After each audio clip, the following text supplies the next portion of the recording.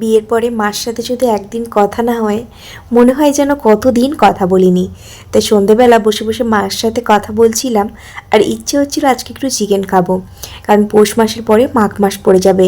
মাঘ মাস পড়ে গেলে আমাদের বাড়িতে আর চিকেন রান্না হবে না, মানে চিকেন আর ডিমটা এই দুটো জিনিস রান্না হবে না। মাছ খাওয়া যাবে, তবে আমি অত মাছ পছন্দ করি না, আমি মাংস আর ডিমটাই বেশি পছন্দ করি। তো সেই জন্য দুপুরবেলা মাংস রান্না হবে বলেছিল, আমি বললাম যে না, দুপুরে খাবো না। তো রাত্রে মনে হলো যে সত্যিই তো 1 মাস বাড়িতে মাংস রান্না হবে না, আজকে না হয় একটু মাংস বানিয়েই ফেলি। তাই দেওরমশাই বাজার থেকে মাংস এনে দিয়েছে আর আমি এদিকে মাংস রান্না করার সমস্ত জোগাড়গুলো করে নিয়েছি।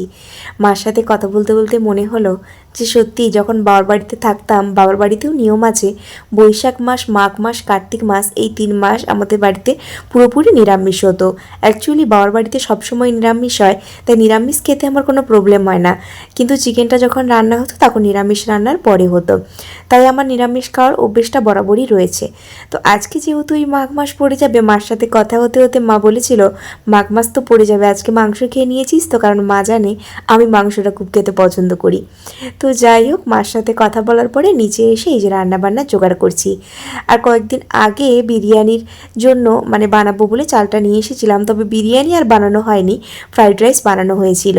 তো সেই জন্য সেই চালটা দিয়ে আজকে ভাবলাম একটু রাইস বানাবো, তবে হ্যাঁ সেটা এমনি কোনো বিরিয়ানি, ফ্রাইড রাইস এইসব কিছু না। তো দেখা যাক কি হয়।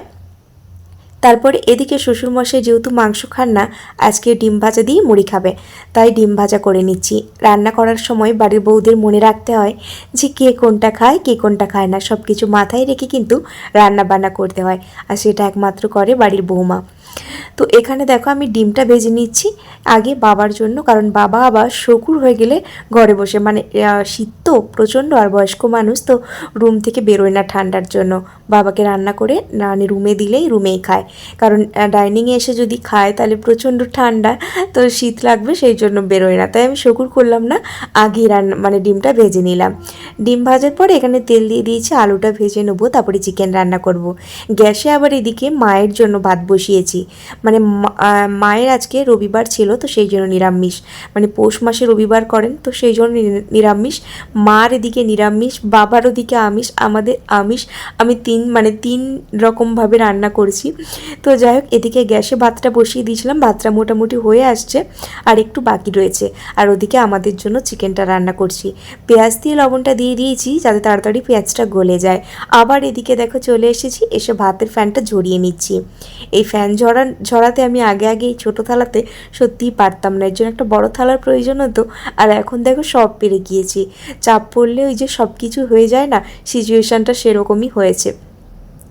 তারপরে এই যে সমস্ত মশলা কষিয়ে নিয়ে চিকেনটা দিয়ে দিচ্ছি, কষানোর পরে প্রায় দেখো আমার কষানো হয়ে গেলে আমি জল দিয়ে ফুটিয়ে নামিয়ে নেব। আর আজকে দেখো ধনেপাতাটা আমি আগেই দিয়ে দিয়েছি, বরাবরই ধনেপাতাটা চিকেন যখন ফুটে যায় নামানোর আগে দিই, আজকে একটু আগেই দিয়ে দিয়েছি একদম কষানোর সময়। তো মাংসটা প্রায় হয়ে গিয়েছে আর নামিয়ে নিয়েছি। এবার চলো খাওয়া দাওয়া করবো। আজকের ভিডিওটা এইটুকুই।